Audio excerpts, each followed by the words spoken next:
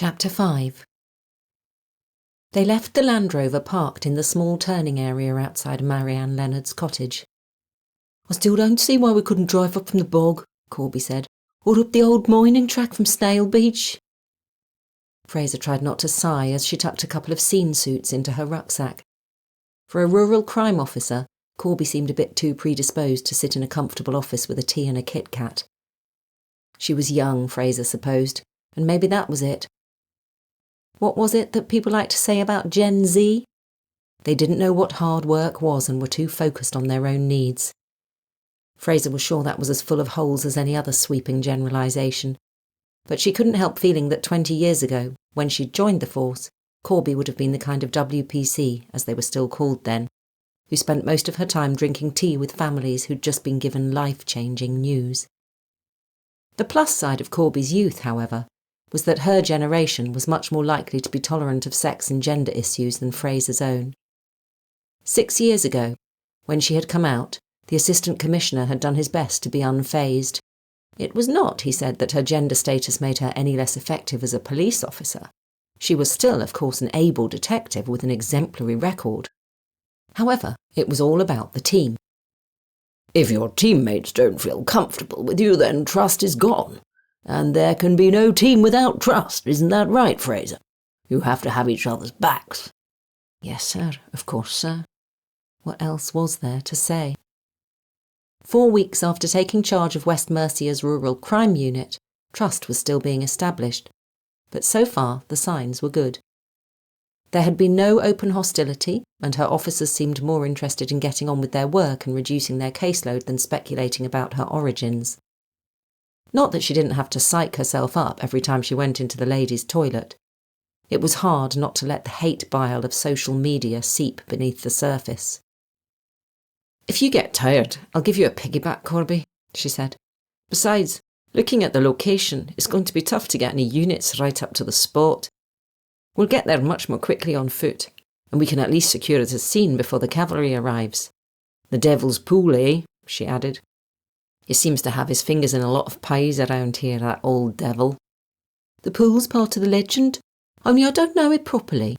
I think he got a stone in his shoe, and when he sat down, in the chair, you know, he flicked it out or something and it made this hole in the rock and all this water bubbled out. That's the Devil's Pool. My boyfriend's from round here," she said. "He'd be able to tell you better." Marianne Leonard had sent her the grid reference. Oh, the joy of smartphones and ordnance survey apps. And as far as she could tell, the CID and crime scene units would have to drive up through the Stiperstones Nature Reserve and then off-road it to the top of Perkins Beach. From there, they would all be on foot. "It might still be an accident though, mightn't it?" Corby said as they left the stone cottage behind them and made their way up the rough track through the trees. "It might," Fraser said, "but we'll need a pathologist to determine that, won't we? Not the kind of call you or I are qualified to make." And from Miss Leonard's description, she thought it unlikely. "Could she have fallen?" she'd asked once the centre manager had described where she had found the body.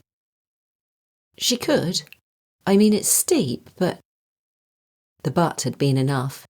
Even people not trained to assess a crime scene if they had more than a few brain cells to rub together could usually tell when something was up, even if there was nothing precise to put their finger on.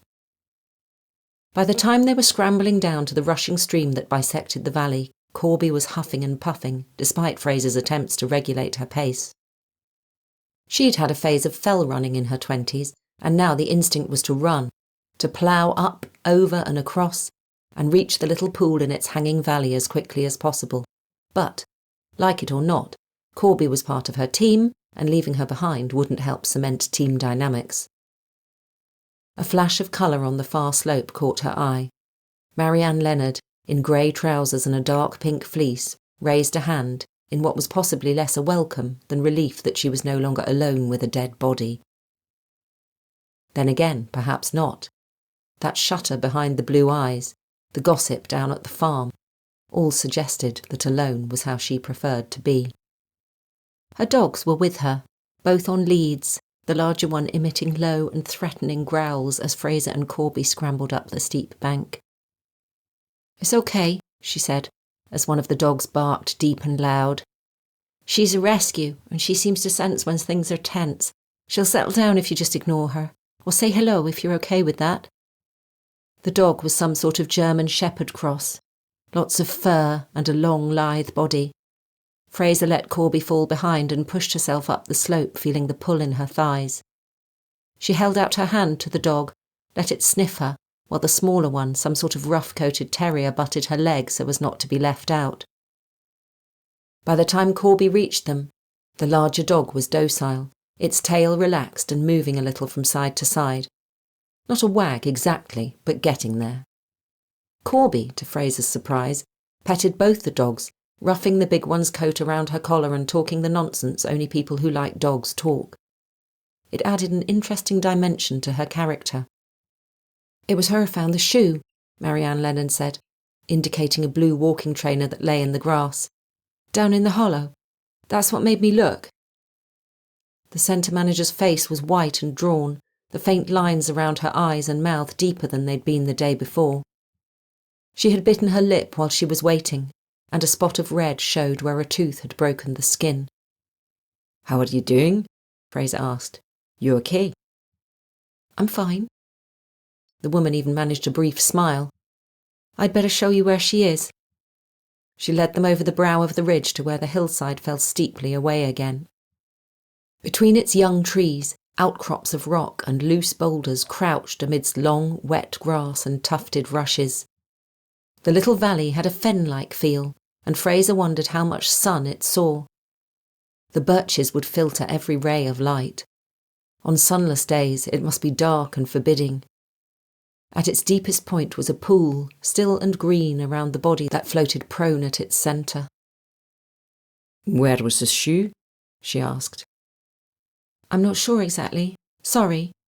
The dogs were fighting over it somewhere in the grass and then Maggie brought it back." Fraser wondered how it had come off. In a struggle? Or afterwards, maybe, if the body had been moved. Marianne Leonard pointed to where the grass was flattened, as though something had slid down the slope. "I'm afraid I contaminated your crime scene." Fraser felt a stab of disappointment. "You went down to her?" "I didn't think. I'm sorry." For the first time Fraser noticed that Marianne's trousers were damp as far as the knees. "Don't tell me you went in the water. You couldn't tell she was dead already." The woman looked away and lifted one shoulder, a slow flush staining her pale cheeks. "I know it was stupid. I just wanted to help her. I felt for a pulse." "Don't worry," Corby said. "It's instinct. Everyone does it. At least you didn't try to get her out." Marianne gave a weak smile, and Fraser wished she had been the one to offer comfort instead of barking her disapproval. "Well, since you've already contaminated it once, you might as well show me the way down. Give me a second to get this suit on. Will the dogs stay up here?" "If I tell them to." Fraser set Corby to keeping an eye on the dogs and asked her to fasten some blue and white scene of crime tape between the tree trunks. "Just over here," she called. "That other side looks hazardous and we don't want you falling too. We'll do the rest once the others get here." On the way down to the water, the centre manager's silence struck Fraser. Most people, finding themselves unexpectedly involved in a crime, became excited. Not necessarily in a ghoulish way, just a transference perhaps of the thrill they felt when watching a detective drama. A crime that's not personal to you is exciting, or at the very least interesting. Being caught up in it becomes a story that you can tell for the rest of your life.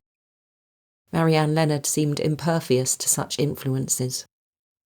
Marianne took the descent slowly, following the route left by her earlier scramble down the slope, testing each foothold before placing her weight on it, careful not to touch her hand to any of the rocks more often than was necessary to steady herself. Fraser took care to step in her footprints, aware of the crackle of her white scene suit in the stillness. Bar a couple of anxious whines when they'd disappeared over the edge, the dogs seemed happy enough with Corby, and Fraser caught sight of them walking calmly on their leads at the officer's side as she secured the blue and white tape. At the bottom, they stood side by side in the shallow water where the grass and rushes merged with the pool. The girl floated, lifeless, a few feet away. "I don't see how she could have got there on her own," Marianne said after a few moments' contemplation. "When you asked if she could have fallen, I thought—" "Did you move her when you checked her pulse?" "No. I suppose the water moved when I was walking towards her, but I was careful, I think. She rubbed a hand across her eyes.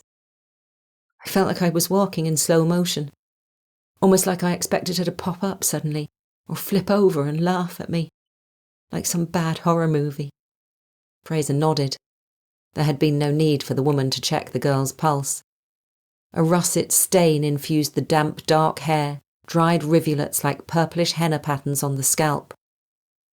I thought maybe if she slipped, she might have hit her head on a rock, Marianne went on, her voice quiet and remote. But then, how did she get to be face down in the pool?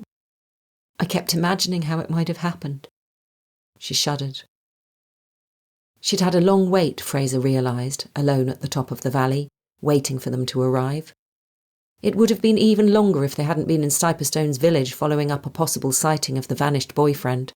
Jazz Frecklin, who worked in the shop on Wednesday afternoons, had remembered selling some chocolate to a young man and thought he'd been in a car that matched the description of the one found in the lay-by.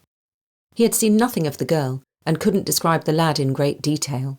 He'd had a hat on, wearing waterproofs and walking boots, the usual kind you got around here. Jazz hadn't been paying much attention because he'd been watching the football on his phone when he served him. "The rushes in her hand," Fraser said to Marianne. "She might have grabbed some to stop herself from falling." Perhaps she had hit her head, come to, stunned, and crawled into the pool. But why would she just have lain there and let herself drown? And why was she floating in the middle? It had rained overnight, true, but the pool was a spring. Any current would push the water to its edges, not draw a body into the middle. "Where does the stream drain out?" Fraser said, confused by the geography. "Underground? Through the rocks." If the fissures in the rock were in the centre of the pool, she supposed the current might have pulled the girl there. "You should go back up," she said. "I'll just take some photos and then I'll be right behind you. You'll need to wait here with us until I can get someone to see you back to the bunkhouse." "I'll be fine on my own." Fraser looked at her. No doubt she would, but something about the woman's stubborn self-reliance awoke a protective instinct in her. Perhaps she had had to get used to being alone because it was the only way to survive. An abusive partner, or some family tragedy. "We need to see you safely back. Corby can go with you just as soon as the team gets here. And I'd like all your guests back at the bunkhouse as soon as possible if you can get a message to them. No need to tell them what's happened, just that there's been a development and we need to talk to them again." Although it might well not be her job to conduct the interviews. Once the big knobs from Worcester HQ arrived, she would be well and truly sidelined. Marianne nodded and turned away. Fraser remembered her story of having seen the girl before on Titterston Clee. The vivid description of her descent past the radar station with its white spheres like giant ping-pong balls.